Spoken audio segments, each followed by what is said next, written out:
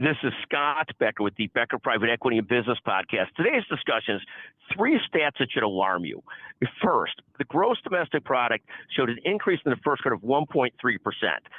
That's slow growth. Second, inflation remains fairly sticky at 3 to 4%. That's inflation. The two of those together, stagnant growth and inflation, are what you used to call stagflation back in the day. The third stat that should alarm you is the deficit spending.